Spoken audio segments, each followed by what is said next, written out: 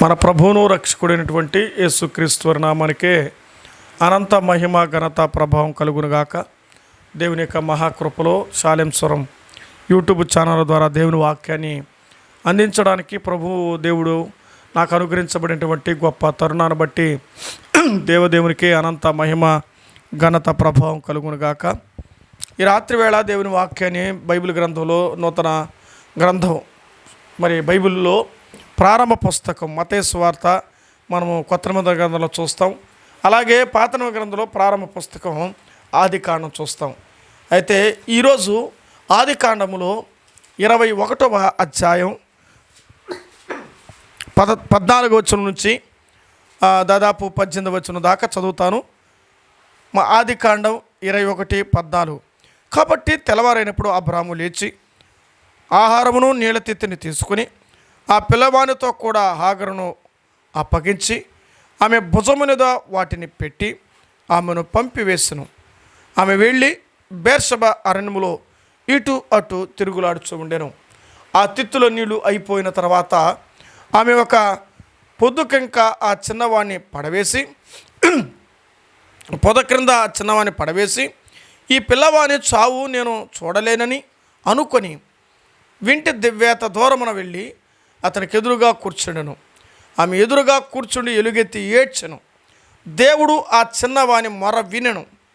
అప్పుడు దేవుడు దూత ఆకాశం నుండి ఆగరుని పిలిచి, ఆగరు, నీకేమి వచ్చినది?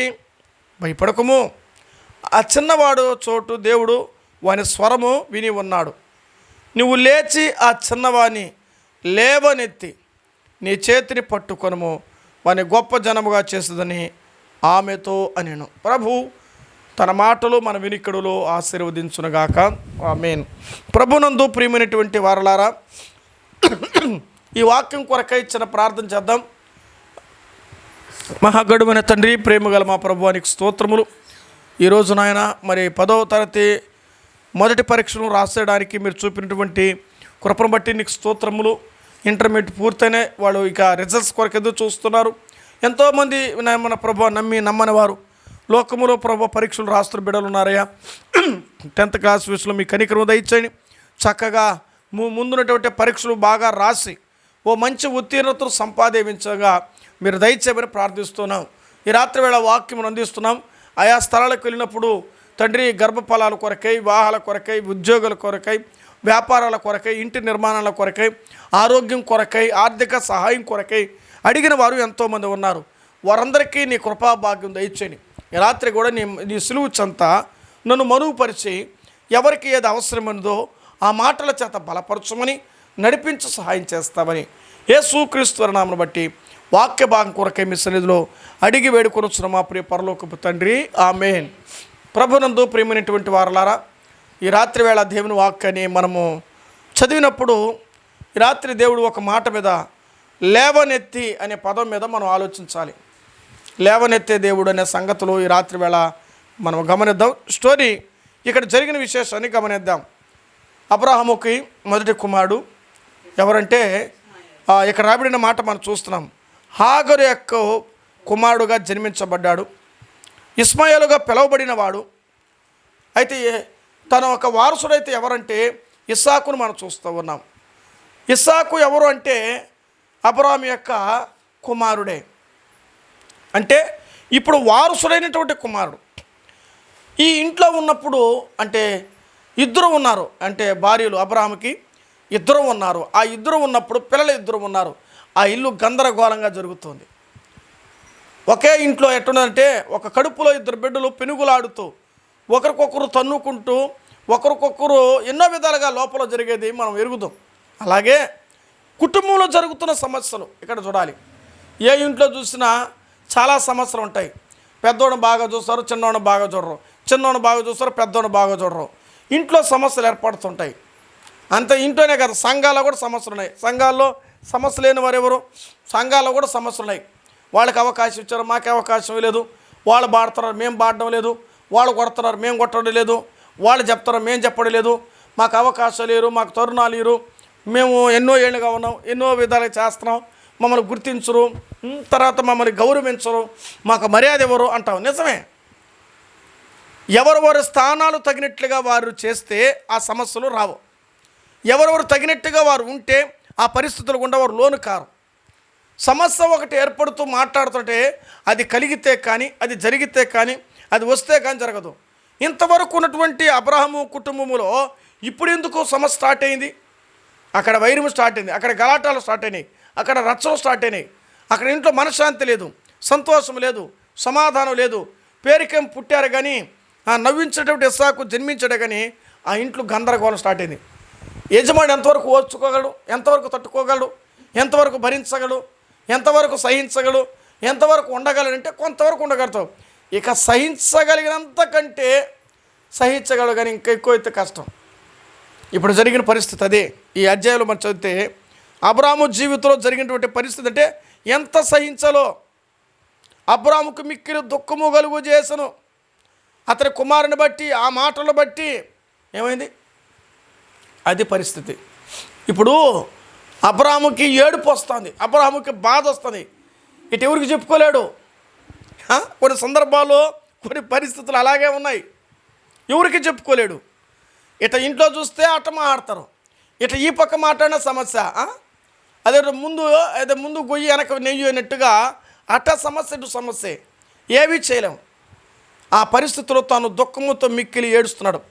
మిక్కిలి దుఃఖము కలుగు చేశాను. ఇక తట్టుకోలేక ఏవాడు. ఇట్లా కాదని ఇప్పుడు వారసుడైన వాడిని పెట్టుకొని ఏం చేశాడు? దాసిని ఏం చేశాడు? దాసికి ఆ రోజున బయట పోవాల్సిందే. ఏమండి, మొదటి భార్యకు ఉన్నంత విలువ రెండో భార్యకి లేదంటారు లోకంలో. అదే పరిస్థితి అక్కడ. ఆ పరిస్థితులు అది. కానీ పేరుకు మాత్రమే. కానీ ఆధిక్యత, అధికారం దేవుని వాక్యంలో, చట్టంలో ఉంది. ఇప్పుడు వారి పరిస్థితి ఏమైందంటే ఎవరి ద్వారా జరిగించబడింది? శారా ద్వారా జరిగించబడింది కాబట్టి శారానే వెళ్ళగొట్టమంటుంది. ఓనర్లు ఏమైనా మాట్లాడతారు, పని వాళ్ళు ఏమైనా భరించాల్సిందే. దాసులుగా ఉన్నవాళ్ళు ఓనర్లు అని చెప్పిన మేము పెద్దోళ్ళం, మేము అధికారులం, మేము నాయకులం, మేము ఉన్నవాళ్ళం, మేము సంపాదించిన వాళ్ళం, మేము నిలబెట్టిన వాళ్ళం, మేము కట్టిన వాళ్ళం అంటారు. కాబట్టి పని చేసేవాడు ఎన్ని రోజుల పని తప్పదు. అయితే ఇప్పుడు వాళ్ళ పరిస్థితి ఏమైందంటే విషమంగా మారిపోయింది ఆ ఇంట్లో. ఇక తట్టుకోలేని స్థితి మధ్యలో వారు ప్రయాణం అవ్వాల్సి వచ్చింది. ఎవరు అంటే ఇప్పుడు ఇస్మాయిలు, హాగరు బయలుదేరారు. కళ్ళ ముందు అబ్రహాము ఏం చేశాడు? తర్వాత కూడినటువంటి హాగరును కన్న కుమారుడింటి ఏం చేశాడంటే ఇద్దరిని వెళ్ళగొట్టవలసి వచ్చింది. ఈ ఇంట్లో పరిహాసాలు జరిగినాయి, ఇంట్లో కొంత సమస్య స్టార్ట్ అయింది. అందువల్ల వారిని పంపించడం జరిగినట్టు చూస్తున్నాం. అందుకే శారా నీతో చెప్పిన ప్రతి విషయంలో ఆమె మాట విను, ఇస్సాకు వలనది నీ సంతానం. అబ్రాహాముకు ఒక పక్క మరి దేవుని ద్వారా జరుగుతున్నటువంటి మాటలు, ఒక పక్క ఇద్దరు భార్యల ద్వారా జరుగుతున్న బాధలు, ఒక పక్క ఇద్దరు బిడ్డల ద్వారా జరుగుతున్న సమస్యలు. ఎవరి బాధ ఎవరికి చెప్పుకోగలడు అబ్రహాము? యజమానులు అలాంటి పరిస్థితులు కొన్ని సందర్భాలు ఉంటాయి. కొంతమంది యజమాను రాళ్ళు ఉంటారు, ఇంట్లో యజమాను ఉంటారు. ఏమండి, కొంతమంది ఇంట్లో స్త్రీ పెత్తానం చేస్తుంది, కొంతమంది పురుషుడు పెత్తానం చేస్తాడు. కొన్ని స్థలాల్లో సంఘములో స్త్రీలు పెత్తానాలు చేస్తారు, కొన్ని సంఘాలు పురుషులు పెత్తానం చేస్తారు. ఇప్పుడు సంఘాలు కుటుంబ నాయకులు పెత్తానాలు చేసేవాళ్ళు తయారైపోయినారు. మా నాయింది, మా సొత్తు మేము చేస్తాం, నువ్వు చెప్పింది వినాల్సిందే. కూతురు మాట్లాడుతుంది, కొడుకు మాట్లాడతాడు, ఇంకా వాళ్ళ ఇంట్లో అల్లుళ్ళు ఉంటే అల్లుళ్ళు మాట్లాడతారు, అందరూ మాట్లాడతారు. కానీ దేవుని వాక్యం చెప్పిందంటే సంఘము అందరిది. సంఘములో అందరికీ అనుకూలంగా, అందరికీ నచ్చినట్లుగా, అందరూ మెచ్చినట్లుగానే నాయకులు వ్యవహరించాలి. ఒకవేళ వాళ్ళు తప్పు చేసినా నాయకుడిగా పెద్దలుగా మనం ఏం చేయాలి? వాటిని సరిదిద్దుకొని అలా కాదయ్యా మీరు అలా చేయడం ఇది కాదని మనమే తగ్గించుకుని వారితో వెళితేనే సంఘ క్షేమాభివృద్ధి కలుగుతుంది. మేము ఎంతవరకు భరించాలంటే తప్పదు. ఒక కాపరి ఆ మందకు సమస్య వస్తే అది ఎంతైనా భరించాలంటే అంతే. నీకు మంద కాబట్టి భరించు, మంద వద్దంటే అమ్మే, ఇంకో గొర్రెలు దొడ్లోకి వెళ్ళిపోతుంది. అది అప్పుడు నష్టపోయేది ఎవరు? మందర కాపరి ఇష్టం అది. కాబట్టి ఇక్కడ సమస్య వచ్చినప్పుడు ఆలోచించాడు యజమాని, పంపిస్తున్నాడు. ఇప్పుడు వాళ్ళు ఏం చేశారంటే వారు ప్రయాణం అయ్యారు. ఇప్పుడు వారి ఇంటిలో నుంచి బయలుదేరి బేర్షబారణ్యానికి వచ్చారు. ఎవరెవరో? చిన్న పిల్లవాడు కదండి, ఆ చిన్నవాడిని అని రాయబడింది బైబిల్లో. కాబట్టి పెద్దవాడని చెప్పాలా, ఏమనొస్తుడని రాయలా, చిన్న పిల్లవాడిని అతను ఎత్తుకోమని రాయబడుతుంది. లేవనెత్తు. ఆ చిన్నవాడు ఏడుస్తున్నాడు, ఆ చిన్నవాడు రోధిస్తున్నాడు. ఎందుకో? తిండి అయిపోయింది, నీళ్ళు అయిపోయింది, అరణ్యం, ఎవరు లేరు, అటు ఇటు తిరుగుతున్న పరిస్థితులు. బేర్షెబా అనే అరణ్యంలో ఇటు అటు తిరుగుచూ ఉండెను. ఆ తిత్తులో నీళ్ళు అయిపోయింది. ఆమె పొద క్రింద ఆ చిన్నవాడిని పడేసింది. ఎంత కోపం ఉంటే, ఎంత బాధ ఉంటే వాడు ఎంత ఆగితం చేసి ఉండాలి, వాడు ఎంత బాధ పెట్టుండాలి తల్లిని. కోపం మండలేక ఇసి పొదలకు వేసింది వాడిని. వాడు బేరుమని ఆడ మొదలుపెట్టాడు. వాడి ఏడుపు, వాళ్ళ ఆక్రందన, వారి వేదన ఎవరు విన్నారు? దేవుడు విన్నాడు. ఈరోజు తరవేయబడిన స్థితిలో ఉంటే దేవుడు వారి పక్షాన ఆయన వింటాడు. వెలివేయబడిన జీవితం ఉన్నప్పుడు ఆయన వింటాడు. వేదనకరమైన స్థితిలో ఉన్నావా, నీ ప్రార్థన దేవుడు వింటాడు. నన్ను తోసేస్తున్నారు, నన్ను విడిచిపెట్టారు, నాకు అన్యాయం జరిగింది, మనం అనుకోవాల్సిన అవసరం లేదు. యేసేపుని కూడా కొట్టి గుంటలు అయినారు. 50వ అధ్యాయంలో అంటాడు, అంతా దేవుడు నా మేలు కొరకే చేశాడు, అంతా దేవుడు నా మేలు కొరకే ఉద్దేశించను. ఈరోజు మనం అనుభవిస్తుంటే ప్రతి వేదన వెనకాల, ప్రతి బాధ వెనకాల ఒక ఆశీర్వాదం. ఏమంటే అర్థమైందా? యేసన్న గారిని అన్నం తింటుంటే ప్లేట్లు ఎంగిలి ఉసిరి వేస్తే దాన్ని కలుపుకుందినట్ట యేసన్న గారు. ఆ తర్వాత ఇంటికి వెళ్ళి ప్రార్థన చేశాడంట. అయ్యా, ప్రార్థనకి వెళ్ళి నా తల్లి అన్నం పెట్టింది, నేను తింటూ ఉంటే ఇంటి యజమాని వచ్చి ఎంగిలి ఊసాడు, దాన్ని కలుపుకొని అలాగే తిన్నాను, తండ్రి ఆ బిడ్డను క్షమించునని ప్రార్థన చేయంట. అంత పెద్ద దైవజుడు. ఇప్పుడు తిరిగి ఆదివారం రోజు వచ్చి, అయ్యా నేను ఏ రోజైతే నేను బాధించానో ఆ రోజు నాకు నెమ్మది లేదయ్యా, ఇదిగో నేను ఏ నోటు ఎంగిలి ఇస్త్రాకులు ఆగినోడగా అయిపోయినాను కదయ్యా, నువ్వు తింటున్న పల్లెంలో నా ఎంగిలి ఊసాను కదయ్యా, అయినా నువ్వు నన్ను ఏమనలేదయ్యా, నీ ఓర్పు నీ సహనం నీలో యేసయ్య కనిపించాడు, అందుకనయ్యా నేను ఊసినందుకు మూట బస్తా నీకు మరి గింజలు తెచ్చాను, కాబట్టి ఒడ్లు తెచ్చానయ్యా, దయచేసి మీరు తీసుకోండి, ఇక్కడ నుంచి నేను ప్రభు దగ్గరికి వస్తానంట. అయ్యో 2 సార్లు చూస్తుంటే బాగున్నాడంట ఆయన. అంటే ఏం సార్ అన్నాడంట, ఇంకొక మూట కూడా వచ్చేది కదా నాకు అన్నాడంట. మనం అనగలమా? మనం చెప్పగలమా? వాక్యం చెప్పేప్పుడు నేను కూడా నా వల్ల కాదు. అంత సహనం దేవుడిస్తే తప్ప ఓర్చుకోలేము. అది చెప్పే ప్రసంగాలు ఎవరైనా చెప్తారు. ప్రపంచంలో ఎంతోమంది బోధకులు చెప్తున్న ప్రసంగాలు కొన్ని సందర్భాలు తప్పిపోతున్నాం మనం. బైబిల్ అంది నీతిమంతుడు లేడు, ఒక్కడును లేడు, బైబిల్ చెప్పింది. కాబట్టి తప్పిపోతాము. కాబట్టే దేవుని వాక్యం చేత తప్పిబడకుండా ఉండకుండా ఆయన వాక్యాన్ని దాచుకున్నటువంటి ఆ మాత్రమన నిలబడి ఉన్నాం. ఆ గ్రంథమును చదవగా, ఆ వాక్యాన్ని గమనించగా, ఆ వాక్యాన్ని పఠించగా, ఆ వాక్యాన్ని ఆరగించగా, ఆ వాక్యాన్ని అవలంబించగా, ఆ వాక్యాన్ని అనుసరించినందువల్ల ఆ మాత్రమని మనం ఉన్నాం. అసలు పూర్తిగా నాకు వద్దని వదిలేస్తుంటే మనం ఏమైపోయి ఉంటాం మనకే తెలియదు. ఆమె ఎంతో ఏడ్చింది. ఆమె ఎదురుగా కూర్చుండి ఎలుగెత్తి ఏడ్చింది. ఆ బిడ్డని వేసి ఎదురుగా కూర్చొని ఏడ్చింది. ఏం చేసింది ఆ తల్లి? ఎవరు లేరు, ఒక దాసి. ఆమె ఏమైనా సంపాదికురాలుగా ఉంటే ఆ ఆస్తులు కనియొచ్చు, ఏమీ లేకుండా కట్టు బట్టలతో బయట వచ్చింది. ఏమండి, ఖాళీ కడుపున పోయింది. కలిగి ఖాళీ కడుపున తన జీవితం మంటతో వచ్చింది, బిడ్డతో వచ్చింది. పనిగా వెళ్ళింది, ఒక కుమారుడు సంపాదించుకుని వచ్చింది ఆ ఇంటి నుంచి. ఇప్పుడు ఏడుస్తూ వేదనతో దుఃఖముతో కూర్చుని ఎలుగెత్తి ఏడ్చుంది ఆమె. ఇప్పుడు దేవుడు ఏం చేశాడు? దేవుడు ఆ చిన్నవాని మొర్ర, అది ఆ చిన్నవాని మొర్ర దేవుడు ఆలకించినట్టుగా చూస్తున్నాం. అంటే దేవుడు చిన్నవాని మొర్ర ఆలకించిన తర్వాత ఏం చెప్పాడు? అమ్మా నువ్వు భయపడవద్దు, దేవుడు వాని స్వరము విని ఉన్నాడు. ఎవరి స్వరమా? ఆమెది కాదు, తల్లి మాట కాదు, బిడ్డ స్వరం విన్నాడు దేవుడు. బిడ్డదే నెగ్గుతుంది లాస్ట్కి. ఎందుకు? దేవుడు బిడ్డ, బైబిల్ గ్రంథంలో పసి బిడ్డలు దైవంతో సమానం. దేవుడు ఆ బిడ్డ ప్రార్థన విన్నాడు. బైబిల్ అంటుంది మనల్ని ఏం బోర్చారు తెలుసా? పౌలు గారు యోహాను తన పత్రికలో యోహాను రాస్తాడు, నా చిన్న పిల్లలారా అని రాస్తాడు.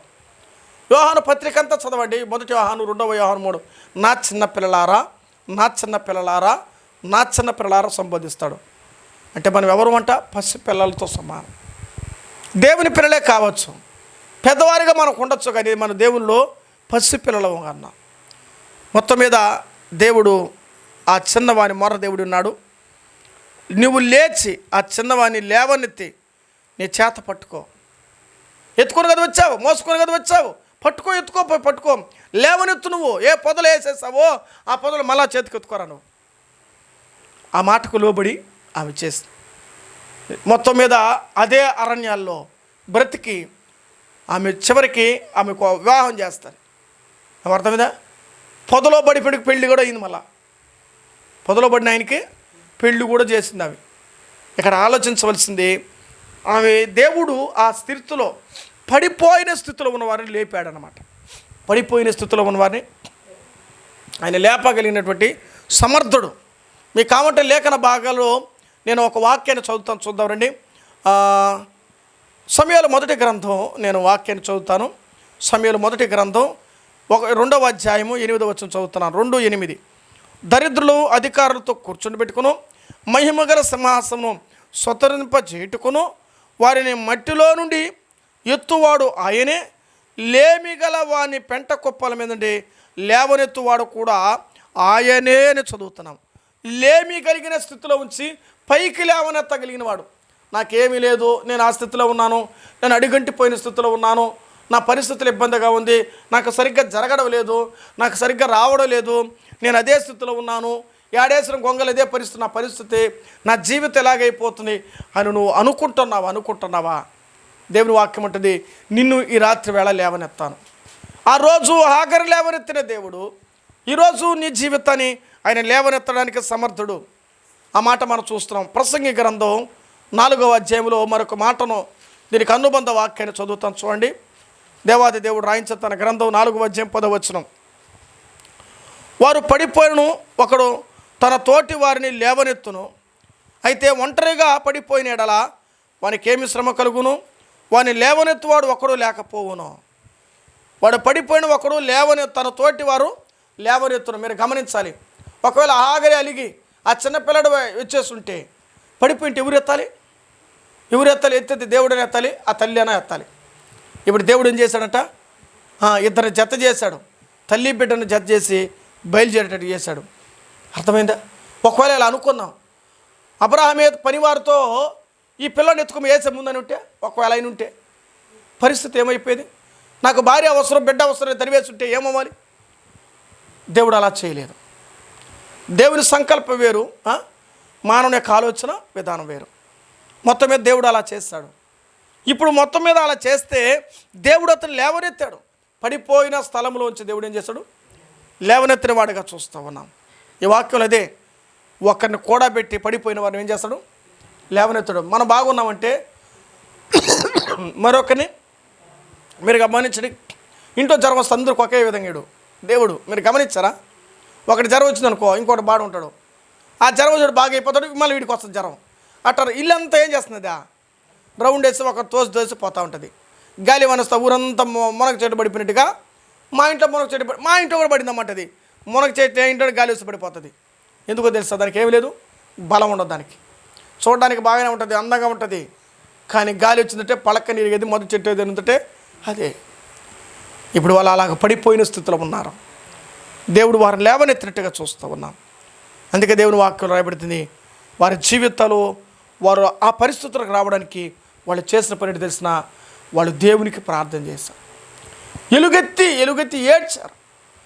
అరణ్యంలో ఎవరుంటారమ్మా? కారణ్యంలో కటిక చీకటిలో ఎవరుండగారు? ఆ బేర్షెబ అరణ్యంలో ఎవరు తోడుంటారు? అరణ్యాలు రకరకాలు ఉన్నాయి. ఎడారి అరణ్యాలు ఉంటాయి, కారణ్యాలు ఉంటాయి, ఎవరు లేని సమీప అరణ్యం అంటే ఎవరు ఉండరు. అది గుర్తుపెట్టుకోవాలి. అడవి వేరు, అరణ్యం వేరు కదండి. అరణ్యంలో ఎవరు కనిపిస్తారు? ఎవరు కనిపిరు. అడవిలో ఎవరైనా కనిపిస్తే ఒకటే ఇద్దరు ఫారెస్ట్ వాళ్ళు తప్ప ఇంకెవరు కనిపిరు. బహుశా ఎక్కడో చోట ఉంటారు. మీరు ఆలోచన చేయాలి. వారి జీవితాలు అలా దేవుడు నడిపించాడు. అందుకే దేవుని వాక్యం రాయబడుతుంది. 41వ కీర్తన చదువుతాను, చూడండి. కీర్తన 41వ కీర్తన 10వ వచనం చదువుకుందాం. 41:10 అక్కడ రాయబడిన మాట మనం చూద్దామా? 41వ అధ్యాయం 10వ వచనంలో రాయబడిన మాట మీరు చూస్తే, యెహోవా నన్ను కరుణించి లేవనెత్తుము. ఏం చేయమంటాడు? యెహోవా కరుణించి నన్ను ఏం చేయి? నువ్వు లేవనెత్తు. ఈరోజు ఇదే ప్రార్థన చేయాలి. నువ్వు ఎక్కడ పడిపోయినావో, దేవా నన్ను లేపు నాయన, నన్ను నిలబెట్టు నాయన. పరీక్షలో పడిపోయావా, ఓడిపోయావా, దేవా నన్ను నిలబెట్టు ప్రభా, గెలిచేటట్టు నిలబెట్టు. దేవుడు నిన్ను నిలబెట్టడానికి, పడకుండా నిలబెట్టడు కంటే సరిపోయిన వాడవయ్యా, పదిలముగా పరిశుద్ధపరిచే దేవుడు అని చూస్తున్నాం. కాబట్టి ఒకటి, పడిపోయిన వారిని లేపేవాడిని చూస్తున్నాం. 145వ కీర్తన 2వ విషయాన్ని చూద్దామండి. 145వ కీర్తన అక్కడ 14 వచ్చాను, ఒక మాట చదువుతాను నేను. 145:14 యెహోవా పడిపోయిన వారందరినీ ఉద్ధరింపవాడు, కృంగిపోయిన వారందరినీ లేవనెత్తువాడు అని చూస్తున్నాం. ఉద్ధరించువాడు, లేవనెత్తువాడు. ఈ మాట గమనించి, కృంగిపోయిన వారిని రాయబడి బైబిల్లో. ఒకటి పడిపోయిన వారిని లేవనెత్తేవాడు, రెండవది కృంగిపోయిన స్థితిలో ఉన్నప్పుడు. ఈరోజు మనం ఏ స్థితిలో కృంగిపోయి ఉన్నామో ఆ స్థితిలో నుంచి ఎవరు లేపాలి? ఈరోజు ఆర్థికంగా కుమిలిపోయి ఉంటాం. కుటుంబ సమస్యల మధ్య చాలా వరకు ఈ దినాల్లో కుమిలిపోతున్నాం. ఎంత సంపాదించిన ఏమి చేయడలా మిగలడా పచ్చనోటో ఏమో పచ్చాపచ్చలైపోతుంది. ఓ బ్యాగ్ నిండడం లేదు, 500 రూపాయలు నోట్ అండి. నిత్యావసరాల ధరలు అలాగున్నాయి. సరిపోవడం సంపాదిస్తున్నా. ఇప్పుడున్న బాడుగులు, ఇప్పుడున్న కరెంటు బిల్లులు, ఇప్పుడున్న విధానాలు ఏమిటి సరిపోవడం లేదు. ఎంత సంపాదించి సరిపోవడం లేదు. ఆ పూటకి బ్రతకడానికి చాలా వరకు ఎంతో కష్టపడుతున్నారు మనుషులు. నలుగురుంటే ఎంత కష్టం అండి. ఎంతగా కష్టపడుతారంటే చాలా వరకు కుటుంబ సమస్యలు చాలామంది కుమిలిపోతున్నారు. కొంతమంది తన భర్తల విషయంలో కుమిలిపోతున్నారు, కొంతమంది తమ భార్యల విషయంలో కుమిలిపోతున్నారు, కొంతమంది తమ బిడ్డల విషయంలో కుమిలిపోతున్నారు, కొందరు భక్తి విషయంలో కుమిలిపోతున్నారు, కొందరు ప్రార్థన చేయక కుమిలిపోతున్నారు, కొందరు విశ్వాసంలో పడిపోయారని కుమిలిపోతున్నారు, కొంతమంది చెప్పుకోలేక కుమిలిపోతున్నారు. చెప్తానండి కొన్ని విషయాలు. అన్నీ చెప్పగలమా? కొన్నే చెప్పగలం, అన్నీ చెప్పలేము ఎవరికైనా కానీ. కొన్ని దాచేటివి ఉన్నాయి, కొన్ని దాచగలిగినట్టు ఉన్నాయి, కొన్ని దాగనే ఉన్నాయి. ఈ రాత్రి వేళ ఏ కృంగుదలలో నీవు ఉన్నా దేవుని వాక్యం ఉంటుంది, నేను లేవనెత్తేవాడు. కృంగిపోయిన వారిని దేవుడు ఏం చేసేవాడంట? లేవనెత్తేవాడుగా చూస్తూ ఉన్నాం. కృంగిన స్థితిలో మన జీవితంలో ఒకవేళ ఉంటే ప్రభు తప్పనిసరిగా అయినా లేపే దేవుడుగా ఉన్నాడు. ఈరోజు మన జీవితాలు కృంగిపోయిన స్థితిలో మనం ఉన్నాం. మరొక మాట దేవుని వాక్యంలో మనం గమనం చేద్దాం రండి. 3వ విషయం చేద్దాం. కొన్ని విషయాలు దేవుని వాక్యంలో మార్కు సువార్త 9వ అధ్యాయంలో, మార్కు సువార్త 9వ అధ్యాయం 18వ వచనం. అక్కడ ఒక మాట నేను చదువుతాను చూడండి. అందులోనే 17వ వచనం కూడా చదువుతాను. జనసమూహంలో ఒకడు బోధకుడా, మోగదయం పట్టిన నా కుమారుడు నీ యొద్దకు తీసుకుని వచ్చి అది ఎక్కడ వాని పట్టునో అక్కడ వాని పడద్రోయును. అప్పుడు వాడు నురుగు కార్చుకొని పండ్లు కొరుకొని మూర్చులను. దాన్ని వెలగొట్టమని శిష్యులను అడిగితే కానీ అది వారి చేత కాలేకపోని చెప్పాను. ఆ తర్వాత 27వ వచనం, 27 చూస్తున్నాను చూడండి. అక్కడ రాబడిన మాట, అయితే యేసు వాని చెయ్యి పట్టుకొని లేవనెత్తగా వాడు నిలువబడిను. యేసు చెయ్యి పట్టుకొని ఏం చేశాడు? లేవనెత్తట్టుగా మనం చూస్తున్నాం ఇక్కడ వాక్యంలో. అపవిత్రతను గద్దించగా బాగుపడ్డాడు. దయ్యములను ఏం చేసంటే దేవుడు ఇక్కడ లేవనెత్తడు. దయ్యపు స్థితిలో ఉన్నవాడిని ఏం చేసంటే ఆ దయ్యాలను వెళ్ళగొట్టి ఒక మామూలు మనిషిగా దేవుడు వారిని తయారు చేశాడు. ఇప్పుడు మీరు గమనించాలి, దురాత్మ లేకుండా నిలబెట్టాడు. అప్పుడు దురాత్మనప్పుడు పడిపోయిన వాడు ఉన్నాడు. దురాత్మలు ఏమవుతారు? పడిపోతారు. దురాత్మలు నురుగు కార్చుకోరు. దురాత్మలు లోకం చేసిన పని చేయరు. దురాత్మలు అంటే వారి జీవితాలు వారు మైమరిచిపోతారు.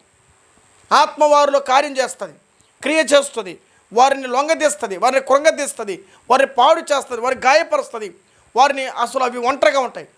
మీరు ఎప్పుడైనా గమనించండి, దురాత్మలు ఇప్పుడు ప్రజల మధ్యలో ఉండడానికి ఇష్టపడుతుంది. అది ఒంటరిగా వదిలిపోయాడే, నేను ఒంటరిగా ఉండాలనుకుంటున్నానంటది. అది దానికి ఒంటరి జీవితం అలవాటు, ఒంటింటి జీవితం. కొంతమంది జీవితాలు అలాగే ఉంటారు. దురాత్మ పట్టులాగా ఉండాలి. నేటి దినాల్లో మాకెవరు అవసరం లేదు, మేము ఒకటే ఉంటే చాలు, మా బలం, మా డబ్బు, మాకు అవన్నీ జరిగిపోతాయి, మాకు అన్నీ కూడా వస్తాయి, కాబట్టి మేము ఏం చేయము అన్న సంగతులన్నీ కూడా మనం గమనించాలి. కాబట్టి ఈ వాక్యంలో మనం గమనం చేస్తే దేవుని వాక్యంలో మాకెవరు అవసరం లేదండి, మాకెవరు అవసరం లేదండి, మాకెవరు అవసరం లేదు. ఎందుకో తెలుసా? మాకు అన్నీ ఉన్నాయి కాబట్టి మాకేం అవసరం లేదు, మాకు అన్నీ ఉన్నాయి కాబట్టి మాకెవరు అవసరం లేదు. ఇట్ట పట్టిన వాళ్ళు చాలామంది ఉన్నారు. కొంతమంది ఇష్టానుసారంగా పళ్ళు కొరికేవారు కొంతమంది ఉన్నారు. కొంతమంది జీవితాల్లో వారి జీవితాలు ఎవరు లేకుండా ఒంటరిగా బ్రతికేవాళ్ళు, ఎవరితో మాట్లాడరు, ఎవరు కలవరు, ఎవరితో ఉండరు. ఇదన్నీ ఎవరి స్వభావమా? ఇది సాతాను యొక్క స్వభావాలు. అందరితో గలగల మాట్లాడి, అందరితో సంతోషంగా ఉండి, అందరూ పోగేసుకోవాలి, అందరితో కలిసి ఉండి దేవుని పిల్లల లక్షణం. అందరితో లేదంటే ఇప్పుడు ఏముంటే నీకు అది అట్లా చెప్పినా ఉంటే మళ్ళీ మాకు కట్టెత్తుకుని కొడతారు. మాకే దెయ్యం పట్టిందంటే మేము మాట్లాడకపోతే మాకు దెయ్యం ఉందా, ఏమి మీరు చెప్పి అయిపోతుందా అంటారు లోకం. బైబిలే చెప్పింది కదండి, నేను చెప్పిన మాట కాదు కదా. అడే రాయబడి బైబిల్ చెప్పింది. అందరితో ఉన్నావంటే నువ్వు ఆనందంగా ఉంటావు, అందరిని కలుపుకుంటూ అందరూ సంతోషించాలి. అందరూ సంతోషిస్తే నువ్వు కూడా సంతోషించే కుళ్ళుకొని వస్తావు. ఎందుకు? ఏమి నీకు అంత బాధ? కొంతమంది ఆనందంగా ఉంటారు, కొబ్బా బాగున్నారే వాళ్ళని చెప్పుకోలే. ఏం అట్ట నవ్వుకుంటున్నారు వాళ్ళ? అయ్యా తగ్గించుకో, నవ్వుకో. ఏమి నీ నవ్వుకేమి? వాళ్ళ నవ్వు, వాళ్ళ జీవితాలు, వాళ్ళ ఆనందాలు వాళ్ళు అనిపిస్తారు. కానీ ఈరోజు నవ్వుకోవడం కూడా ఇష్టం లేదు జనాలు. కలిసిపోయిన కూడా బా ఏం పలు చెత్తగా పోతా. ఏం వాళ్ళు పోతారు? నీదేం పోయింది? నీదేం పోయింది? నువ్వు పోవు, ఇంకొకరు పోనివ్వు. నువ్వు నవ్వు, ఇంకొకరు నవ్వు. నువ్వు కలవు, ఇంకొకరు. నీకు స్థాయి కావాలి, నీకు స్థితి కావాలి. కొందరు స్థాయిని చూడరు, స్థితిని చూడరు. ఏంటండి, నేను నిన్న మీటింగ్కి వెళ్ళాను. మీటింగ్లో ఉన్నప్పుడు ఏమండి, కాలేజ్ డీను అందరితో పాటు చిన్న కింద కూర్చున్నాడు. పట్ల కూడా లేవు, పేపర్ వేసేసి కింద ఆ పేపర్ మీద కూర్చున్నాడు. రిటైర్డ్ స్టేజ్లో ఉన్న ఆయన. అర్థమైందా? కొన్ని సందర్భాల్లో దేవుని కొరకు స్థాయిని దిగి ఏమవ్వాలా, తగ్గి కూర్చోవాల్సి వస్తుంది. ఆలోచించండి. కొన్ని సందర్భాల్లో మనం ఎదగాలంటే ఒదిగి ఉండాలి. అన్నీ నాకే తెలుసు, మాకెవరు అవసరం, ఒంటరిగా ఉంటే ఒంటరిగా ఉండే లక్షణాలు దురాత్మ లక్షణాలు. జంటగా ఉన్నామంటే అందరితో ఉన్నామంటే అది దేవుని లక్షణాలు. బైబిల్ అంటే మీరు జంటగా వెళ్ళమన్నాడు. మీరు జంటగా ఉంటే మంట స్టార్ట్ అవుతుంది జనాల మధ్యలో. జంటగా ఉంటే జనాలకి ఏముంది? మంట. వాడు చూడ ఏమి నీదేం పోయింది? ఏమండి, కలిసి దేవుని సేవకు వెళ్తున్నారు, కలిసి ప్రార్థన చేసుకుంటున్నారు, కలిసి వాక్యం చదువుకుంటున్నారు, కలిసి భక్తిగా ఉన్నారు. వాళ్ళు కలిసి పాడైపోలేదు కదా, కలిసి చెడిపోలేదు కదా, కలిసి వాళ్ళు బలాదూరం తిరగలేదు కదా. దేవుని కార్యమే కదా చేస్తున్నారు, దేవునితోనే కదా గడుపుతున్నారు, ప్రార్థనకే కదా వెళుతున్నారు, పరిచర్య కదా చేస్తున్నారు, ప్రభుని గురించే కదా ప్రకటిస్తున్నారు, భక్తి నేర్చుకుంటున్నారు, ప్రార్థన నేర్చుకుంటున్నారు, సహవాసం నేర్చుకుంటున్నారు. అట్లా టోల్తో మీరు కలబెడితే వాళ్ళు దూరం అయితే మళ్ళీ మీరు తేగలరా? మీ వల్ల అవుతుందా? ఆలోచించండి. దెయ్యాలతో చేరితే దేవుని దగ్గర రావంటే అవి రావు. మళ్ళీ దానికి చేసేదంతా చేయాలి. ఈరోజు చాలామందిలో ఏం పట్టింది తెలిసిన? దురాత్మను పట్టిన వారికే తెలియలా పట్టింది ఆ సంగతి. తా పట్టిన కుందేటికి 3 కాళ్ళు అంట. కొంతమంది పడితే అట్టుంటే ఉడుం పట్టు, ఇంకెవరిలా ఏనుగు పట్టుంటుంది కొంతమందికి. అది కానీ కొట్టిందంటే ఎంత దూరం పోతుందో, ఎంత బలమైన తోసేస్తుంది. అది లోకం యొక్క సైతాన్ యొక్క క్రియలు చేస్తుంది నేను. కాబట్టి వాటికి లోబడకుండా ఏం చేయాలి? దేవుని కలిగిన వారంగా ఉండాలి. ఎప్పుడైతే దేవుడు వచ్చి వాటిని గద్దించాడో అవన్నీ వెళ్ళిపోయి దేవుడు వాడిని లేపాడు, లేవనెత్తాడు. కాబట్టి లేవనెత్తగలిగిన జీవితం కావాలంటే వారు దేవుని దగ్గరికి రావాలి, వారు దేవునితో గడుపుతూ ఉండాలి. వారు దేవుని సహవాసంలో ఉన్నప్పుడు వారి క్షేమాన్ని పొందడానికి అవకాశం కలుగుతుందన్న సంగతిని మనము గమనించాలి. మరొక మాట నేను చదువుతానండి. మార్కు సువార్త, ఇక్కడే మనం ఆ అధ్యాయం చదువుకున్నామా, 41 వచనం చూద్దాం రండి. ఇక్కడ మార్కు సువార్త 9:41 ఒక వాక్యాన్ని చూస్తున్నాం. అపోస్తల కార్యముల గ్రంథంలో కూడా ఒక మాట మనం చదువుకోవచ్చు. ఆ మాట కూడా రాయబడుతుంది. ఇక్కడే ఈ అధ్యాయంలో మనం చదువుకున్నటువంటి లేఖన భాగం చూస్తే చాలామంది జీవితాలను దేవుడు అద్భుతకరంగా, ఆశ్చర్యకరంగా సాయం చేస్తూ వారిని నడిపిస్తూ వారిని సజీవులుగా చేస్తూ వారు బాగు చేసిన సంగతిని చూస్తున్నాం. ఇప్పుడు మనం చదువుకున్నాం కదండి, వాడి సజీవుడిగా నిలబెట్టాడు ఈ వాక్యం ప్రకారం. వాళ్ళు రాయబడినటువంటి వాక్యం చూస్తున్నాం. మరొక మాట, పేతురు అత్తగారు జ్వరంతో ఉన్నప్పుడు మార్కు సువార్తలను కొద్దారండి. మార్కు సువార్త మొదటి అధ్యాయం 31 వచనం. మార్కు సువార్త 1:31. 1:31 రాయబడిన మాట ఏమి? ఆయన ఆమె యొద్దకు వచ్చి చెయ్యి పట్టి ఆమె లేవనెత్తెను, అంతటా జ్వరము ఆమెను వదిలేను, గనుక ఆమె ఉపచారం చేయ సాగెను. ఈ వచనంలో మనం గమనించగా లేవనెత్తెను ఎవరిని అంటే పేతురు అత్తగారిని ఏం చేసినంటే లేవనెత్తడిగా చూస్తున్నాం. ఎందుకు లేవనెత్తిందంటే ఆమె జ్వరంలో ఉంది, లేయలేని స్థితిలో ఉంది, నడవలేని స్థితిలో ఉంది, తన పని తాను చేసుకోలేని స్థితిలో ఉంది. అలాంటి ఆమె దేవుడు ఏం చేయడు? కొంతమంది జ్వరం వస్తే లేయలేరు, నీరసం అయిపోతుంది, ఒళ్ళంతా నొప్పులతో ఉంటారు, చెప్పలేరు, బాడీ అంతా పెయిన్స్తో చాలా వరకు కుమిలిపోతారు. అప్పుడు దేవుడు వచ్చి వారు పిలిస్తే, ఆహ్వానిస్తే దేవుడు వచ్చి ఆమెను లేవనెత్తినట్టుగా చూస్తూ ఉన్నాం. ఆమె ఏం చేశాడు? ఆమెను లేవనెత్తాడు. రోగాలతో ఉన్న వారిని దేవుడు ఏం చేసేప్పుడు, జ్వరం ఒక రోగమే కదా కదండి. ఏమ్మా వచ్చేది జ్వరం వచ్చిందమ్మా అంటే అది ఒక రోగమే. రోగాల్లో చాలా వరకు అరుదుగా వచ్చేది రోగం ఇది, వస్తూ ఉంటుంది, ఇది పోతూ ఉంటుంది. కాబట్టి దేవుడు వారిని లేపినట్టుగా చూస్తూ ఉన్నాం. ఆ తర్వాత మనం ఎరిగిన వారమే అపోస్తల కార్యముల గ్రంథంలోకి వద్దామండి. మరొక మాట నేను చదువుతాను.